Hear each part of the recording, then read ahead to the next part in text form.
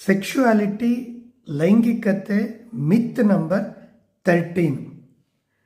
ಸ್ವಪ್ನ ಸ್ಖಲನ, night vet dreams ಇದು ಆಗೋದ್ರಿಂದ sperm ಖಾಲಿ ಆಗತ್ತಾ, ಸ್ಪರ್ಮು ತಿನ್ನಾಗತ್ತಾ? ಆ್ಯಕ್ಚುಲಿ ಸ್ವಪ್ನ ಸ್ಖಲನ ಇರ್ಬೋದು, ನೈಟ್ ವೆಟ್ ಇರ್ಬೋದು, ಅದು ನಾರ್ಮಲ್.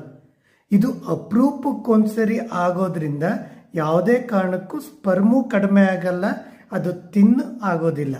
ಯಾಕಂದರೆ ಹುಡುಗರು ದೊಡ್ಡರಾಗೋದು ಒಂದು 12 to 14 ಇಯರ್ಸಲ್ಲಿ.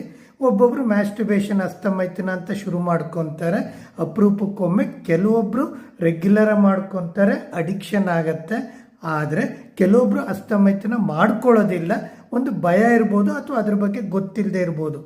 ಅಂಥವರಿಗೆ ನೈಟ್ ವೆಟ್ ಅಥವಾ ವೆಟ್ ಡ್ರೀಮ್ಸ್, ಕನಸಲ್ಲಿ ಏನೋ ಸೆಕ್ಸ್ ಬಗ್ಗೆ ಥಾಟ್ ಬಂದು ಒಂದು ಹಳೆ ಸ್ಪರ್ಮ್ ಏನಿದೆ ಅದು ಹೊರಗಡೆ ಹೋಗುತ್ತೆ, ಬಟ್ ಅದು ನಾರ್ಮಲ್. ಇದರಿಂದ ಯಾವುದೇ ಕಾರಣಕ್ಕೂ ಸ್ಪರ್ಮು ಕಡಿಮೆ ಆಗಲ್ಲ ಮತ್ತು ಅವರಲ್ಲಿ ವೀಕ್ನೆಸ್ ಅಥವಾ ಬೇರೆ ತೊಂದರೆಗಳು ಆಗೋದಿಲ್ಲ.